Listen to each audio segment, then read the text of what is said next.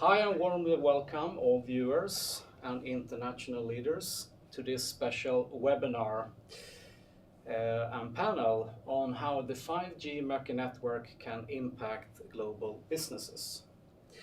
It is a part of the 5G summer school here at Aalto University, supported by by Start North. So we're live here from Aalto campus in this studio.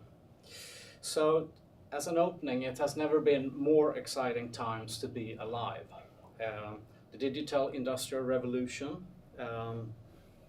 with technologies like 5G, AR, AI is improving our lives as we go. Today we're close to 8 billion people in the world, and we're expected to be 10 billion by 2050. 10 billion who are in need of energy, food, water, education, and new innovations. So what will that mean for the technology transformation and education? Our objective with this live webinar is to inspire to action in creating these new innovations, fueled by entrepreneurial mindset, academia and science together with companies co-creating new stories and new narratives. As well, a dialogue of the opportunities and collaborations between the African continent, the Nordic Baltics, where we are today in Finland, here in Espoo, Europe and United States, where we have a lot of expertise and experience in our panel. So let's introduce our international panel of leaders. And I start with you, Professor Leonard Whantchekon. Welcome. Thank you. How are you? I'm great, thank you. And welcome to Finland. Yeah, pleasure. First time? Second time. Second time. I start there. You're at Princeton University. Yes, I am. You're a Benise Economist. Yeah. And you're professional in politics and international affairs. Yeah. You're also president and founder of the African School of Economics. Yes, absolutely.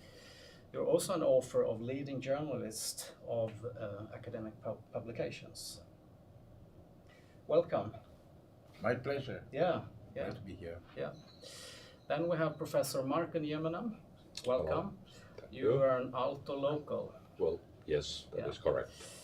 And you have specialized in usability and interfaces. User interfaces, that is correct, yes. You're also a co-founder of Karugrid, which is smart solar-powered electricity. As a result of one of our interesting research projects, yes. Yeah.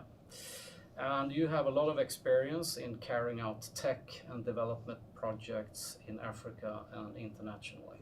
Yes, we have been doing that for, let's say, 10 years, collaboratively with other universities and developers in Africa. Yes. Yeah. Are we good with the sound? Urge to speak up a little bit to the audiences. And Boris Ngala, welcome. Thank you. And we have a special greeting today. It's Boris' birthday. Happy birthday, Boris. Yay! You're CEO and founder of Boris Bizon Sarl Group in Cameroon. You're also the founder of Boris Bizon Incubator, focus on education. That's right. Yeah. And you're also a speaker, strategist, and you're also an ecosystem builder. Yeah. And happy birthday. Thank you. Yeah. Thank you very much. Yeah, and welcome. Thank you. Well. Then we have Atte Leskinen. Welcome, Atte. Thank you very much. Yeah. You are a Start North network alumni, almost. But you've been their head of communication for many years. Yeah. Yeah, and welcome to the show. Thank you very much. Yes. Okay, so let's start this. We will have a series of questions, and it will be 3. We also have open for questions from viewers are live, so please ask questions as we go along, and we will do our best to answer those questions. If we can't answer the questions live, we will come back and answer the questions later. And the goal of the session is to inspire to action. So we go around for each of you to answer the questions, and if there's something in there, please feel free, and we can add more questions to it. But the first question, what are the possibilities you see, based on your experience and background, to accelerate learning with technologies like 5G, AI? Leonard. So first, thank you for the opportunity. So I see three major possibilities. So first, in terms of access, I think it's really important that the frontier knowledge that develop not only in our own universities, but also in the business sector, the technology sector in particular, that we made it available to students. Not only on one campus, across campuses, and to be able to get the student to communicate among themselves and have discussions on these materials that are developed. At the second level, technology will enable what we call entrepreneurial human capital. So we want not just entrepreneurs, but we want highly educated entrepreneurs. And so, as particularly in the context of Africa, getting entrepreneurs to connect with science, to connect with universities, is something which is really, really important. Now, the third point is that it's very difficult today to build big campuses, so technology can help unite and to produce the kind of social life, social interaction that you need on campus for students to feel like part of a big community. So in terms of entrepreneurship, access to learning materials, but also social life. Those are the three levels where I think that 5G, Mokki, and technology can play a major role in learning outcome. Beautiful, thank you. Good opening. Atta? I think it's all about access to the learning, access to all of the possibilities provided by the technologies. So of course, in the modern day, you need really heavy kind of calculating power, for example, a lot of graphics cards or computing power. But then that's kind of a problem for many as the network speeds, for example, the calculating power. It's very expensive. It's very hard, heavy infrastructure, let's say like that, to be able to connect to all over the world, to all over the communities, all over the other campuses, all other learning hubs with just wirelessly with your end devices. That's also one important part, I'd say like that. Then with the other technologies enabled by the 5G, that's very, very important as well. For example, let's say like extended realities or automated processes, automated artificial intelligence. These kind of technologies enable more efficient education, let's say like that as well.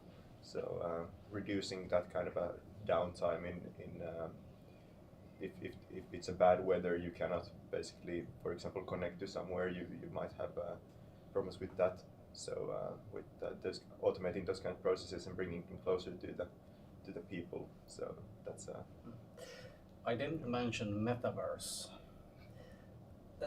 which is what most talk about.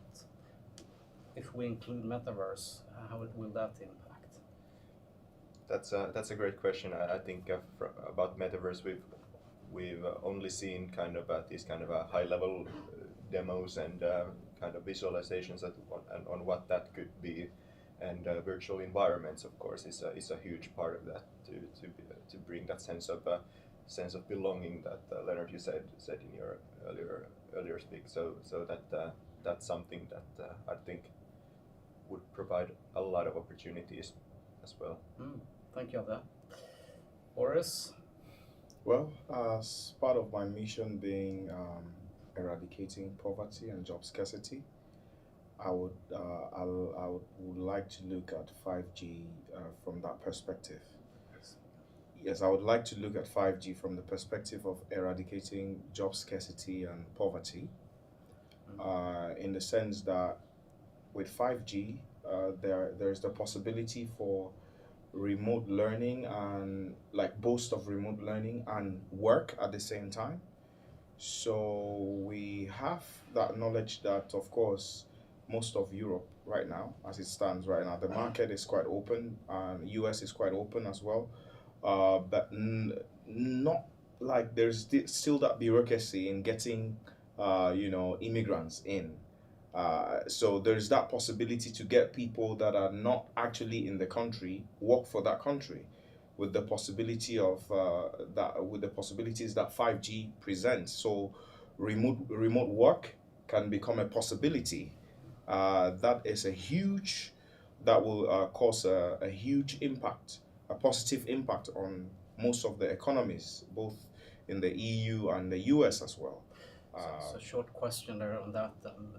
What have COVID meant for the use of technology? COVID did not respect world powers.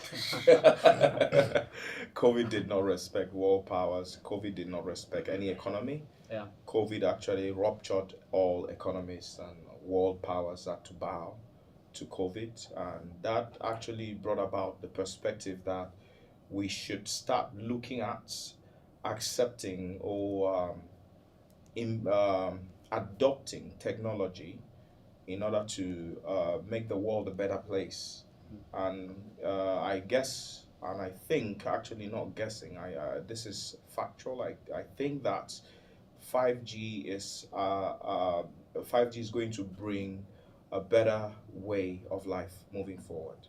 If the world leaders, world powers that were humbled by COVID had learned and actually accept the lessons from COVID, then we have no option than to accept 5G. Yeah. Thank you, Boris. Marko. Yes. Take it away. Okay. Yeah. If I think of the opportunities that technology and especially now within this context, the communications technology and let's say all the time increasing let's say data transfer speeds. That's basically what these new mobile technologies are bringing. They open up opportunities for offering different kinds and richer, especially content for learners. So that different, let's say, ways how people learn can be facilitated even better, so that we're not restricted on only certain ways of, let's say, reading from books or learn, but you can end up with let's say different kinds of instructions that will fit your learning style. That's obviously something that is happening. That's to a certain extent, of course, because of the virtual reality and these kinds of things. However, having said that, I would like also to put it this way, that there are the challenges which we will be addressing is that those solutions need to be properly designed so that they are really accessible and understandable for all these learners in this setting. So those kinds of things. I was thinking of this. What did COVID bring and point out? I think it in a way inconveniently showed that the ones who had access to the let's say connected learning, so the ones were able to continue and utilize, and the ones who did not have that were actually so the divide was even more perhaps challenging, and that is something that we really need to carefully evaluate, assess, and try to think how to deal with that. And I would like to think that 5G can bring, after all, opportunities to spread those kinds of, let's say, technological surroundings broader, to be closer to the people, even in areas where there's no, let's say, where the computing surroundings are not yet, but about to come. Would you agree to the COVID that we need to bridge what we says the global north and the global south, that gap has been visible more during the COVID? 3 questions to anyone. No, I think it's very, very clear that the gap between the global north, where they have concentration of top universities with research capacities, concentration of wealth, while in some places access to credit is a big issue. And even to follow up from Boris' comments on alleviating poverty, there is evidence now suggesting that places where not 5 but even 2G is accessible, you have more food security, So even within country, so access, information between north and south, when it's facilitated, there is so much potential at all levels, economic, political, and social. Yeah. So the facilitation is key. Absolutely. Yeah. Okay, thank you. So based on these possibilities you all shared, we're coming to also to bridge generations. There's a lot of discussions on this today, the young and the old, boomers, as we all are called, and the youngsters. The boomers we don't understand.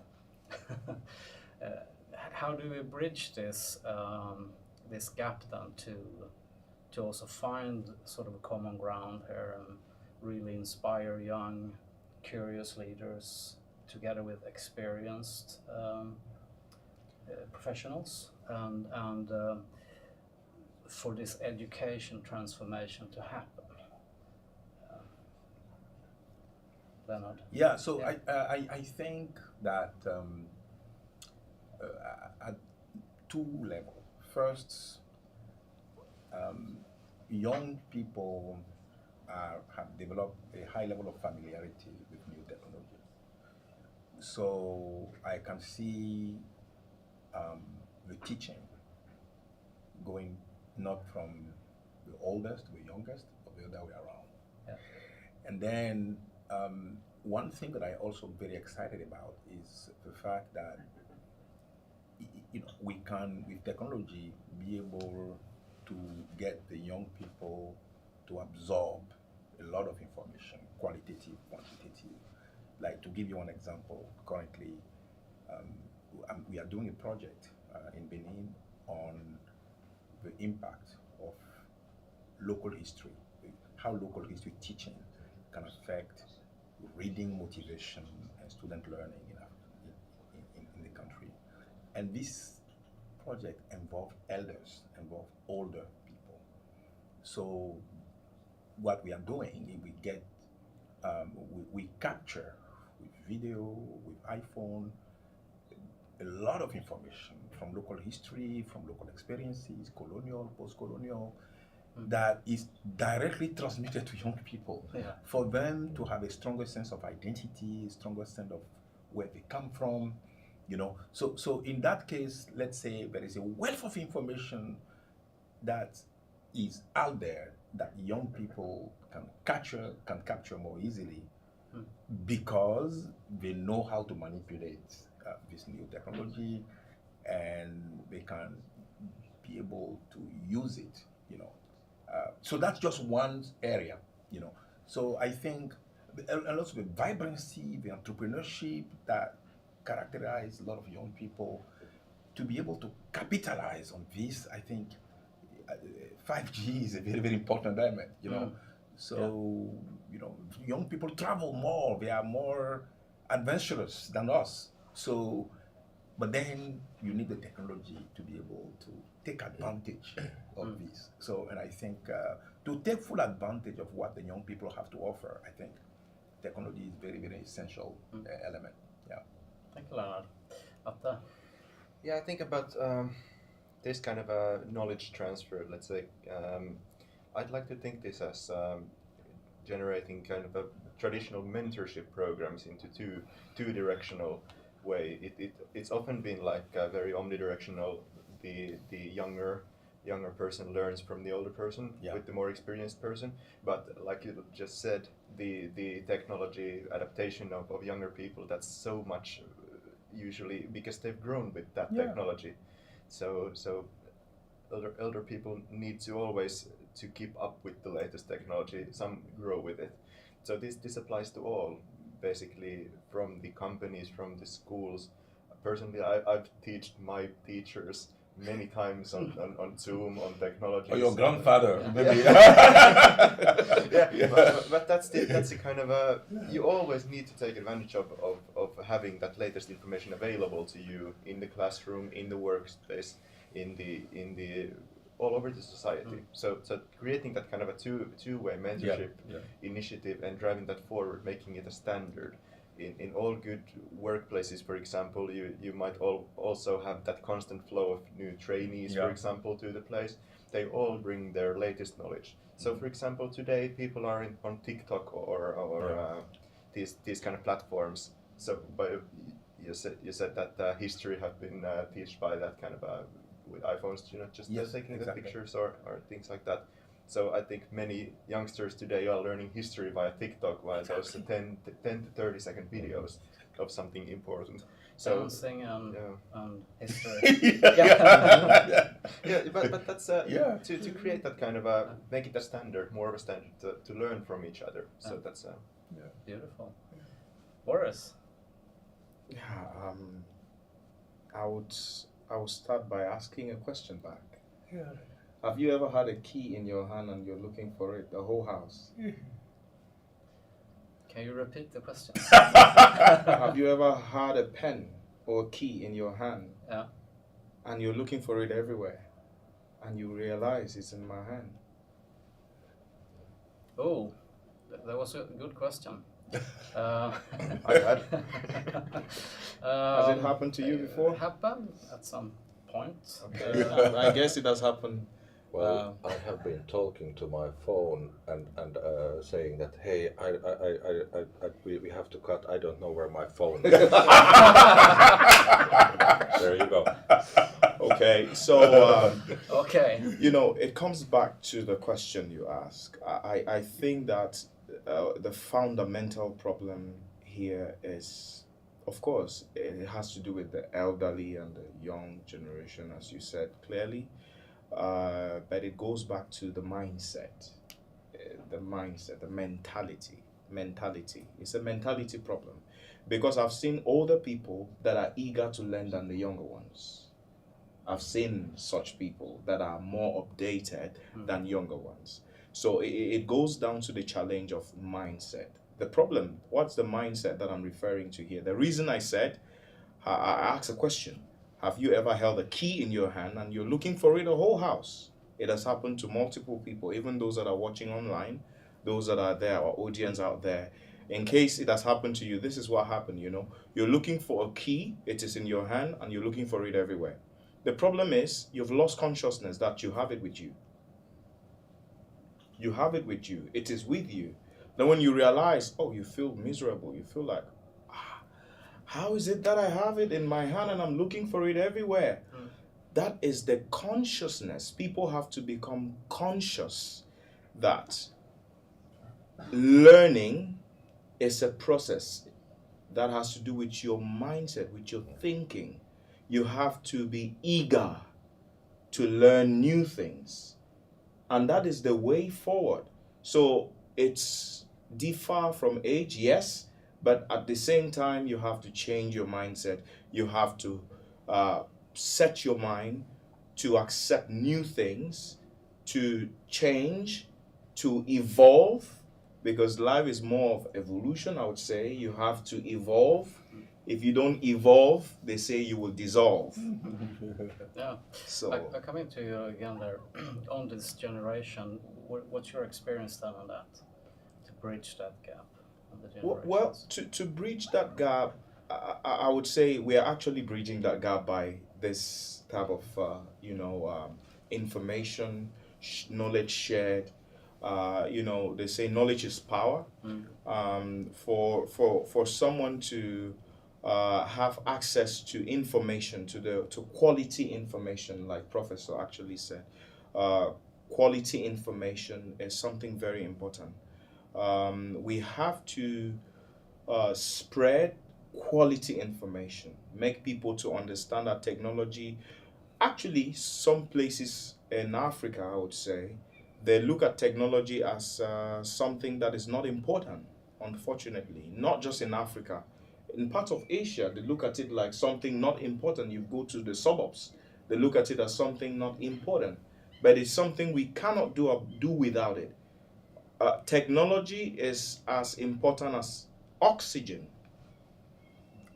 to each and every economy. As oxygen is important to you for your survival, that is how technology is important to each and every economy. Thank you, Boris. You had any comment now? No, I think I very much, I very much agree, and I think that, one thing which is real, I'm going to repeat what I've said. I mean, like, we talk about connection between countries, north and south, but connection across generations as well. As I mentioned about the, two-way learning, and like the idea that the older sits listening to the younger, being taught the new way of, this is just beautiful. This is just really important. And new technology makes this possible. And also one important element I like to add is the one of aspiration. So the idea, what drives success, what drives learning, in fact, is aspiration. So when your work is bigger, when you have access to more, to people and opportunities further away from where you live, you have bigger aspiration, and that's important. So 5G, in fact, has the potential to actually raise aspiration in all generations, but also particularly all continents, and particularly in Africa, which is really, really, really important. Yeah. Marko? I've been thinking about that. What when it comes to generations and learning in that context. Actually, I started thinking it from the viewpoint that it is about people meeting with each other, and learning happens in those kinds of situations. Also, when it comes to about 5G, I'd like to keep remembering a Finnish company that was saying something about connecting people as well. But that's basically what learning is also in its essence. I think what was pointed out already, that there is a lot about mindset in that, and among that mindset, I would like to perhaps raise that it's about some kind of let's say, of course, interest and eagerness in learning something new, but also respect towards other kinds of thoughts and thinking and ideas that are the ones that I currently have. And when it comes to generations, that respecting that the ideas that come from the fresh minds of the young people, they are certainly different, and the world and the way how things are being done, it's different. But being kind of eager in learning and curious about that, and respecting that there is something, that's the start. But also the other way, that perhaps there is something that the elderly people have actually learned and could tell something. Then combining, and this is the combining perhaps something, I don't know, in Instagram or in TikTok, and exploring also these kinds of things, perhaps documenting some of that with the technology. I was very happy to hear that this kind of using the let's say modern technology to actually document something that otherwise would remain, would fade away, and that's an important thing. That's where we can learn a lot of interesting things. Bridging then and talking about elders is also, should we say, much focus on indigenous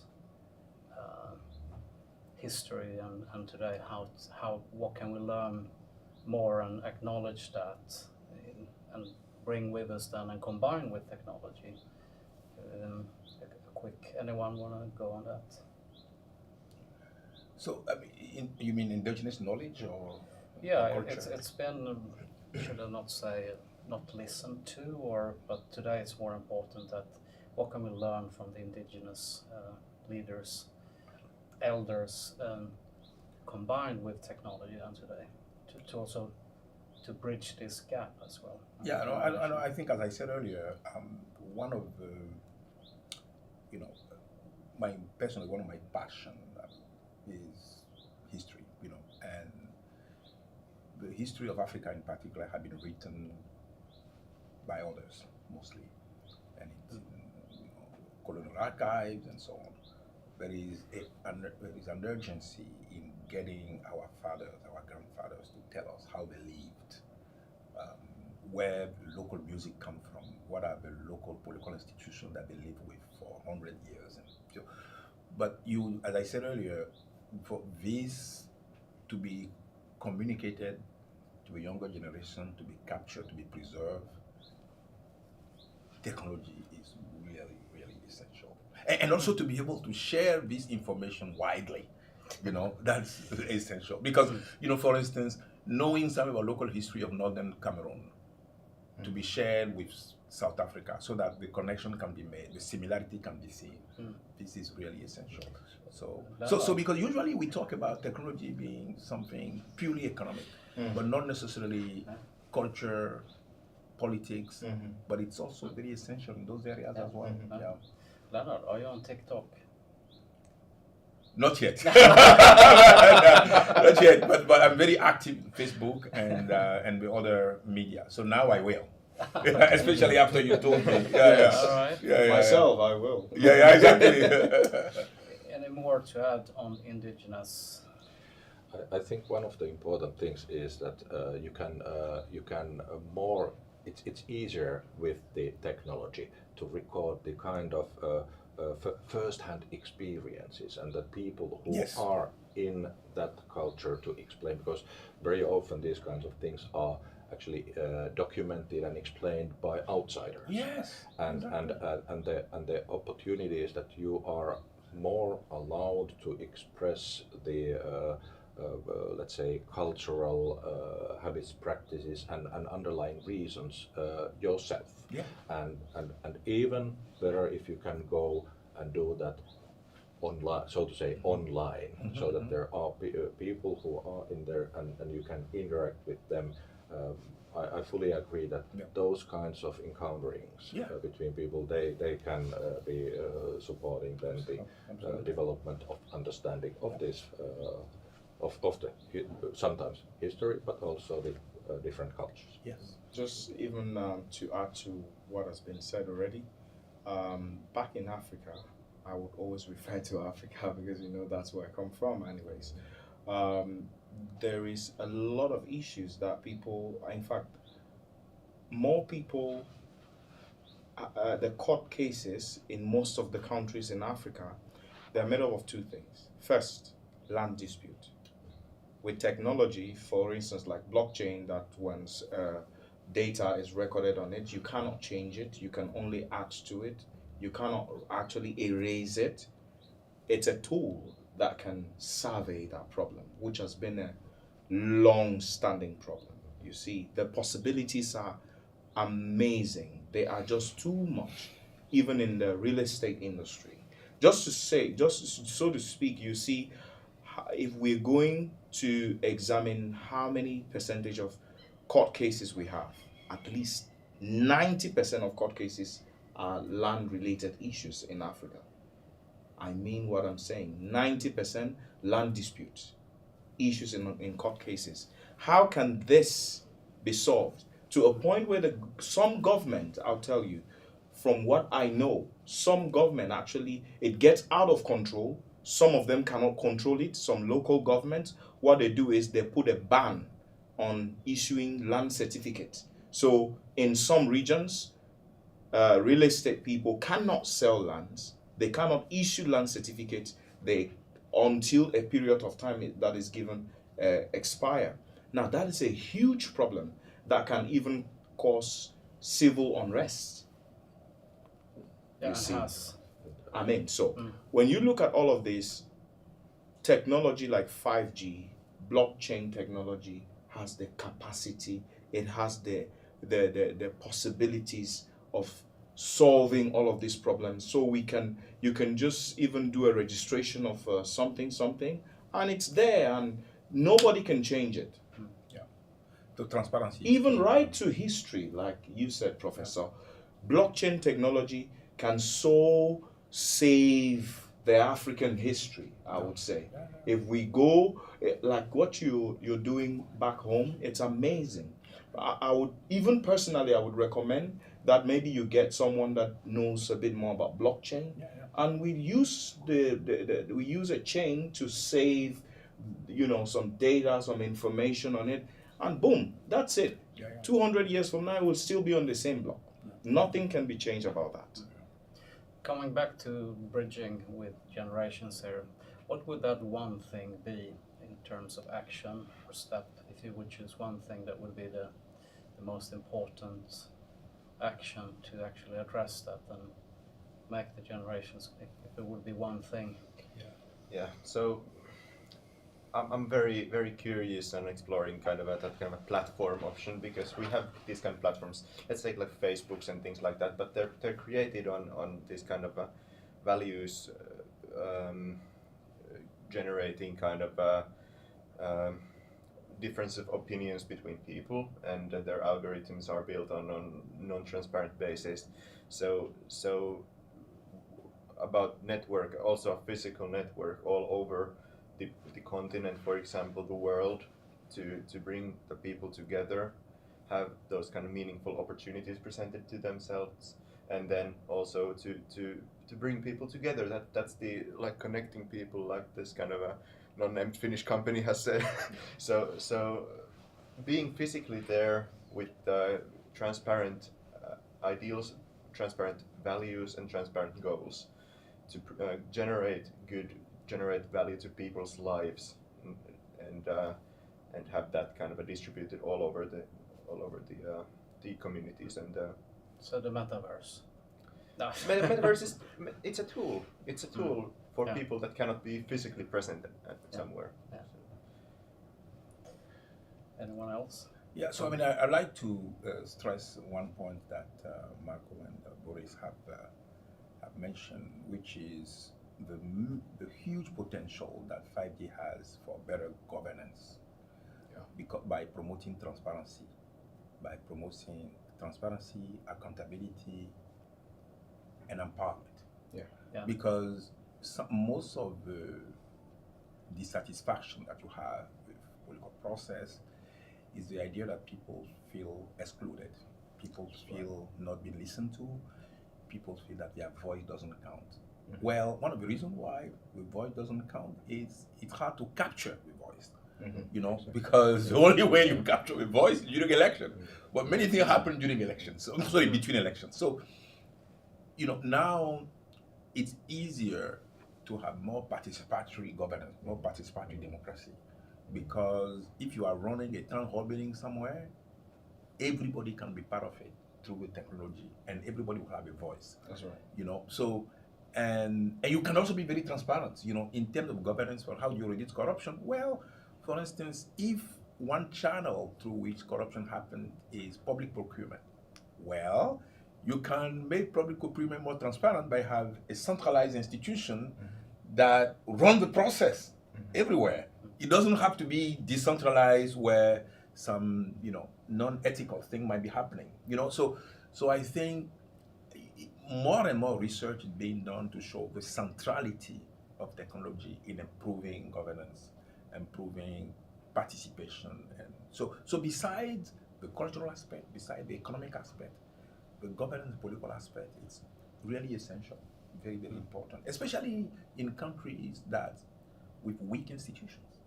And technology can be a substitute for weak institutions because it makes things, help improve things immediately.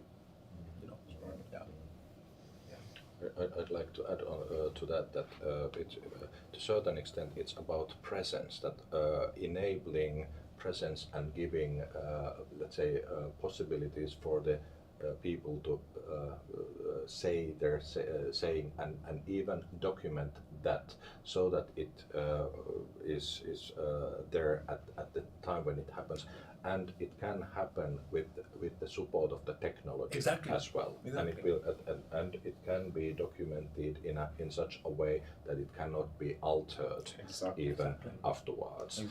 And I think that the when it comes to e-governance and I'd like to put it m-governance as well, so that it can be that just by interacting with the, let's say, 5G communication that there is, the recording of the discussion, for instance, with the government officer can be there and act as the kind of proof of what has been discussed. And it doesn't. You don't have to convert that first-hand information into through some forms or something where things sort of the original meaning can fade away or be distorted. So technology promotes agency, it promotes agency, which is really what is in short supply in many countries with weak institutions. But we haven't. The opportunities are clear to me. But what's worrying me is the governance of the technology itself. So whose truth is the right one? Who's saying the thing to be recorded, and who's the host of that kind of platform as well. So that kind of I think the issues with the platforms currently in use in hosting that kind of technology, and where, for example, the authorities are communicating on, let's say, like Twitter or Facebook and things like that, the issues I think are clear, and that kind of a neutral parties in that sense is something very critical as well. How to address that? Technology has been always very kind of a capital intensive, let's say like that, the development of the technology. So who invents it has the rights to it, and that's always very strict business in that sense. When it spreads to the and people get the kind of a ownership of their own data, and people get their ownership of the possibilities of that technology, then it's something kind of a general ownership in that sense as well. But that's a very good question. I think that most of the countries, one of the main factor that every country guide jealously is, like, for instance, in telecommunications, they are fiber optic. They guide that a lot, just to ensure that no one just to ensure they keep away external aggression, to say no one can tap in their data and take information out, just so to speak. So I think that most of these technologies can be guided the same way, to say if some governments see the need, first of all, if they see the need and the importance of these technologies, there is always a way they can actually adopt it, and it is customized for a certain given area to be used for a particular government, so that it is not played around with. I think that's another way to survey that issue, but it's quite complex. But this is just a thought, really. So we're going to say to our live viewers that this is a special webinar live on the 5G Mokki network, how it can impact global businesses. And we have a great panel of international leaders in the field. How do you think it's going so far? Yeah, it's good. Yeah, we're doing Fantastic. good. We're doing well. We're doing Fantastic. Yeah. Happy birthday, by the way. Yes, They exactly. only wish me. It is his birthday too. Oh, Leonard. Exactly the same day. Same day. Maybe let's check later on if it's the same hour. You know? Wow. Yeah, it's very rare. Very rare. So- Same panel. Amazing. Two participants, Indeed. same birthday. It's a Fantastic. miracle. Yeah, It's exactly. happening during, this is the 5G summer school Yeah. as well, and it's happening. Exactly. Sorry, Yeah. Okay, but so It's a blessing. Yeah, it is. Yeah. we're going to, speaking of this as well then, and you have actions, but this is maybe two questions in one, this Yeah. one. So is there any other innovative solutions in education then, specifically, that you see can be adopted to solve, well, let's say the learning crisis here post-COVID now? That's sort of the first part, but at the same time, bridge between continents is sort of two in one on that one. Wow. So I think I will take on that because we're doing some Okay. stuff already Yeah. in that regard, and it's amazing to see these things happening. Really, that we can use technology to literally teach not just students out there. We can use technology to reach out to even prisoners. We can use technology to reach out to people in the rural areas. We can use technology to actually reach out to people that are disabled, people with disabilities. So like what we are doing presently right now at the incubator, BB Incubator, we have a startup that is focused on building this e-learning platform that solve the problem of, that actually address the issue of education. That is, the e-learning platform is in such a way that there is English and French. That's the most interesting part. There's English and French. There is the section for primary, secondary, and high school. And all of this curriculum is in there. It's interactive in such a way that a student can ask a question to the teacher if they don't understand. And the teacher, there's always a teacher online 24/7 to answer their questions. That's fantastic.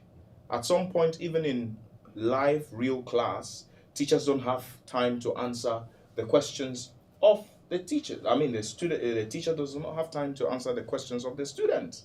And they will say, meet me later, and they never meet. So the student keep like, I don't know what to do anymore. But now this solution is solving a problem. First of all, another point is it is an all-inclusive learning platform with special learning, like sign language. We have a guy that is doing sign language. So a teacher is teaching and the guy is doing sign language. So it's all-inclusive. It's including those deaf and dumb people. They can literally understand this. And COVID has taught us a lesson that people, like what you said before, Professor, people that had access to e-learning while or during COVID, they were able to even go through with their studies. Some of them, so many of them went through with their studies. But those that didn't have access, imagine, so many schools were shut down, so many things were blocked down. But those that had access to technology, to e-learning, they were totally involved in education and they kept on learning. So this is another system that people have to adopt. Just to quote you examples like what we're doing, we're using e-learning, that same e-learning, to prisons and prisoners. And we put up in a hall, and a prisoner can literally learn from a prison hall and write an exams, and they pass the exams and they have the certificate. So the responsibility, I believe, of each and every government is that prisoners go to prison, come out reform. But what do they do in order to help them come out reform? That is a big question that seems to have no answer. But now we're bringing an answer to that question to say, you know what? You can be in prison. It doesn't mean that your life is over. It doesn't mean that you're less of a human being. You have equal opportunity to education. You have rights to education. So we're bringing it right to the prison. So you literally learn from the prison hall and you come out reformed. Isn't that amazing? So that is a huge solution that I think that not only in Africa or at BB Incubator is happening, it should be adopted.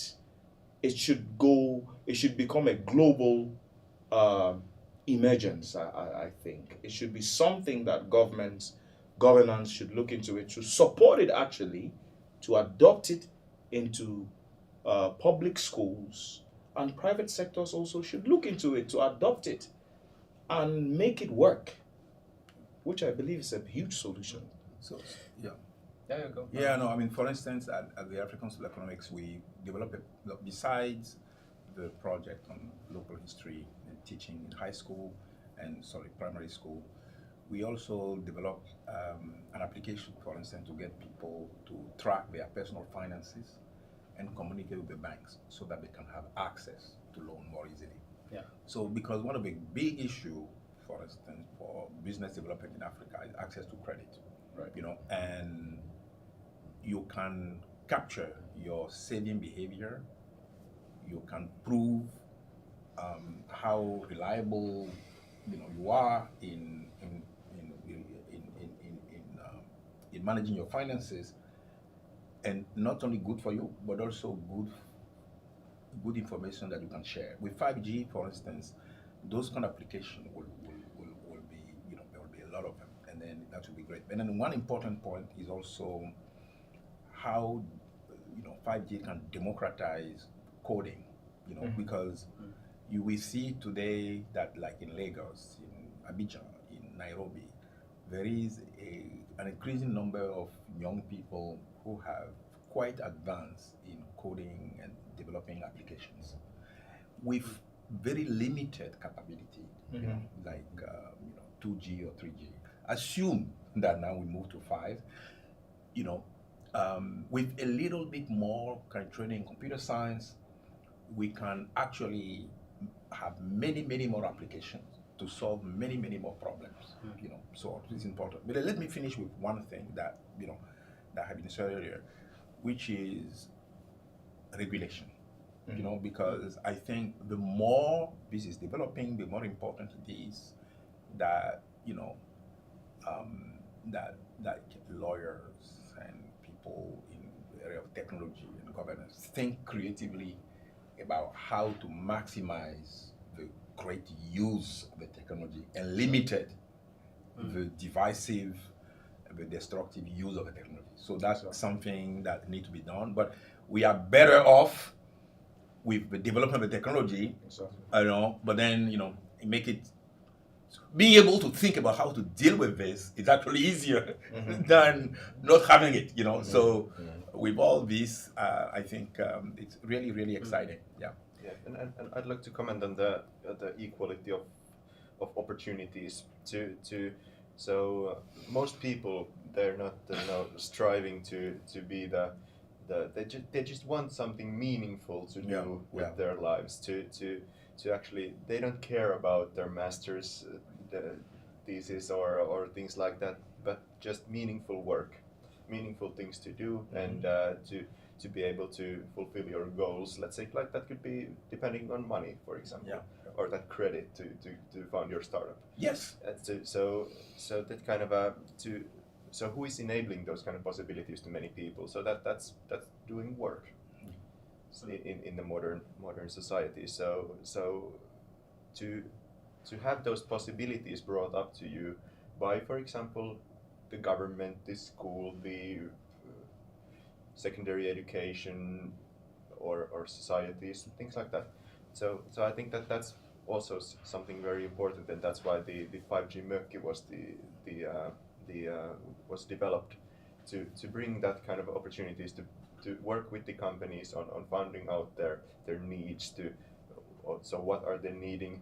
For example, you said that there's a huge amount of coding capacities in Lagos or Abuja.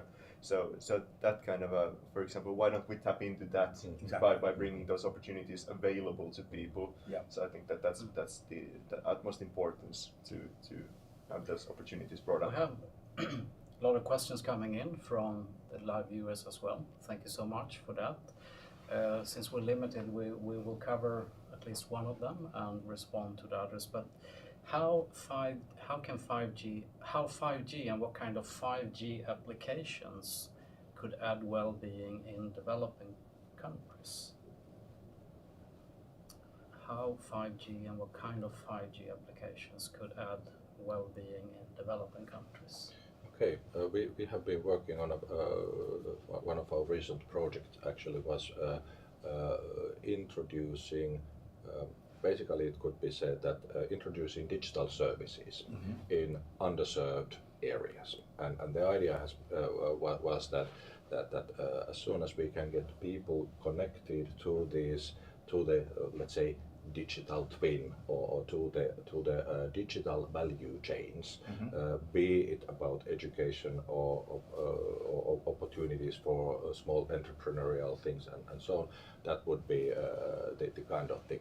I think what is important in this is that we found out that, well, you cannot really do that without addressing and also thinking about electricity and offering that connectivity. So it's actually it's not only about one thing or one tiny slice, but thinking about that. Wait a minute. What are the kinds of things that actually jointly contribute to the improving livelihood?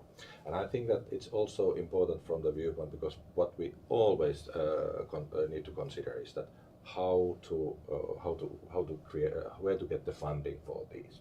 Is that as soon as we can start thinking of this kind of combined, let's say,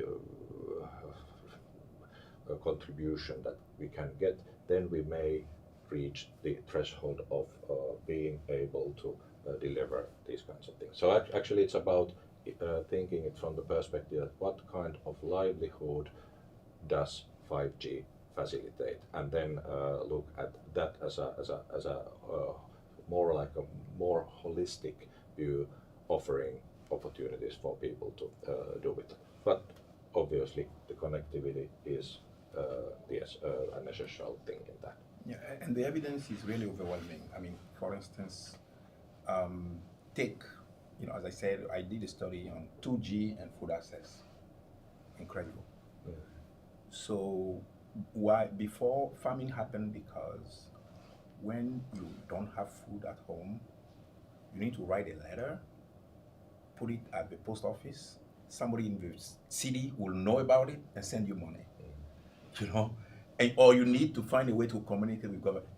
Today, this can be done instantaneously. You can immediately. So that's why areas that have a bit of coverage, food security is less. And then I also mentioned like access to credit. I mentioned learning from home, during COVID, what made it possible.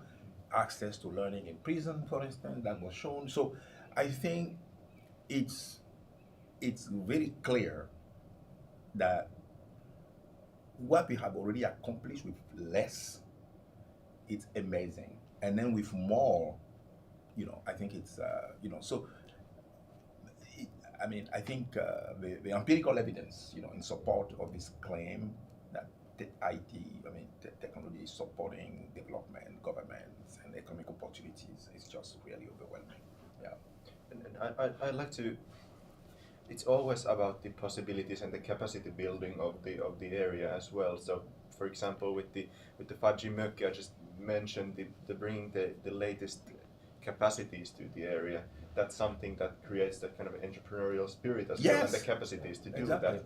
To when you're number one in something, that's super. That creates huge possibilities if you're doing something that already has been done.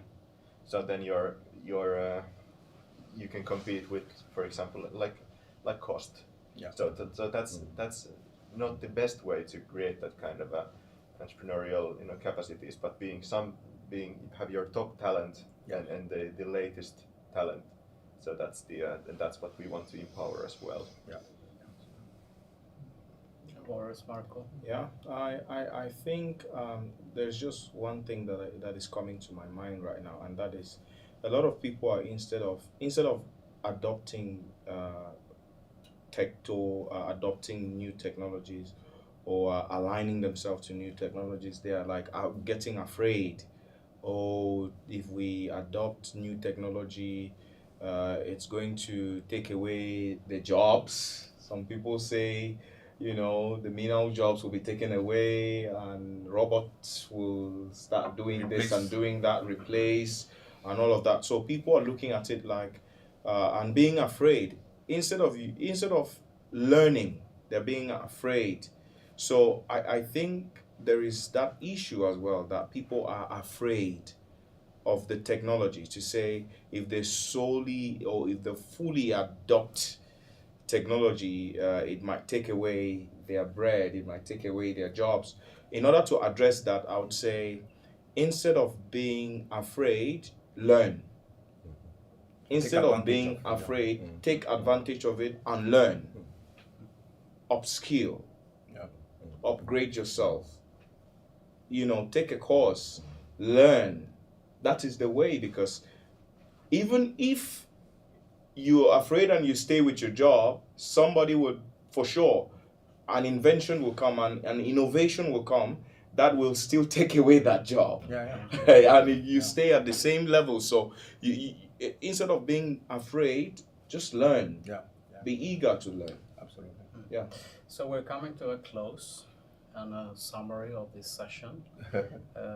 Thank you, each one of you, international panelists. And if you wanted to share one thing to any listener here of inspiration to action on the topics, what would that be to anyone listening? And thank you for the questions again, and we will come back to other with and responding to questions, so thank you. What would that be to anyone listening? Do we start with Marko? Or? Okay. Marko. Very well, okay. I would like to say that I would like to second that learn new things and learn and think about the opportunities that the new technology brings in instead of considering as a threat. And because what's in there for when it comes to learning is that you might learn something even more intriguing and fascinating than what you already know, and those kinds of things can become the things that you do in the future. So in a sense, and certainly I'd like to put it this way, that 5G, there's a lot to learn, and it offers very good opportunities for any one of us. The other thing I would like to say that discuss with each other. That's the let's say source of learning and new ideas. Thank you, Marko. Fantastic. I would like to quote one of my favorite quotes, which is from Mr. Lars Ling, and that is, the meaning of life is what you want to give it. The real meaning of life is what you want to give it. So we're talking about 5G and all of these things. It's encapsulated in one word. It's all about making life better around the globe. And if you want to give a meaning to that life, you have to become conscious of the fact that you have to be eager to learn. You have to continuously learn, improve. So, what is the meaning you want to give to your life? Your actions will determine the outcome. So, you will not say that, oh yes,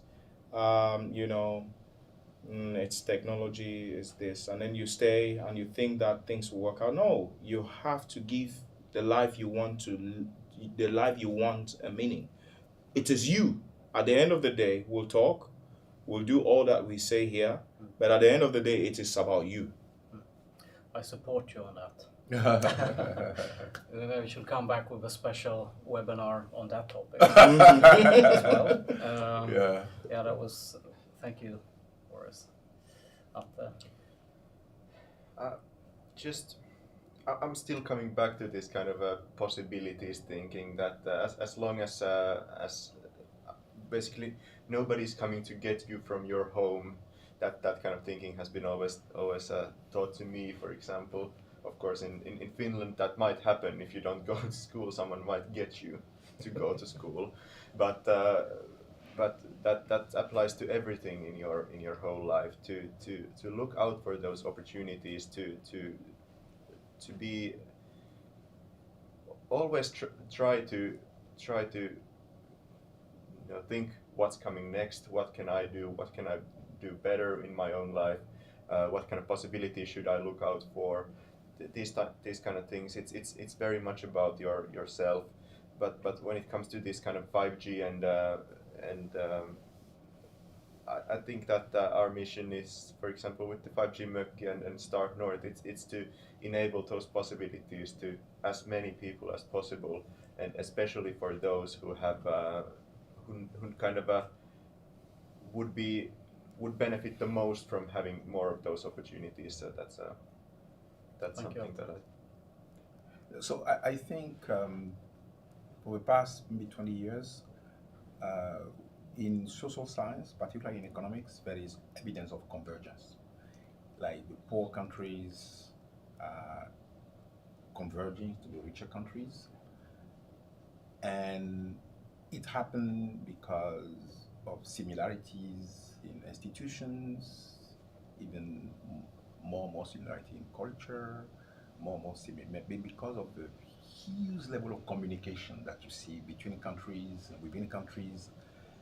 And this is one of the best news that's happened for the past 20 years, convergence between countries. And so so I think 5G Mokki and technology can actually accelerate this process. So and I think I'm extremely excited and hopeful that technology, the transformative nature of technology, can actually not only bring people together within countries and across countries, but also promote convergence in income, in education, in institutional quality between countries, and this is really revolutionary. Yeah. Thank you, Leonard. That will be our final words from this. So thank you, panelists. Thank you all listeners and viewers, and thank you with gratitude. This has been a live webinar on the 5G Mokki network, how it can inspire to global businesses. And thank you so much for a very good dialogue. Thank you. Thank you. I hope you enjoyed. Yeah. Fantastic. Thank you to And the thank audience. you to all audience. Thank you. Absolutely. For any more questions, for questions to all listeners, go to startnorth.com. And with that, congratulations again, birthday. For both of us. Yes. And Thank goodbye you. from us. Party. Yeah, exactly. Yeah, absolutely. Thank you.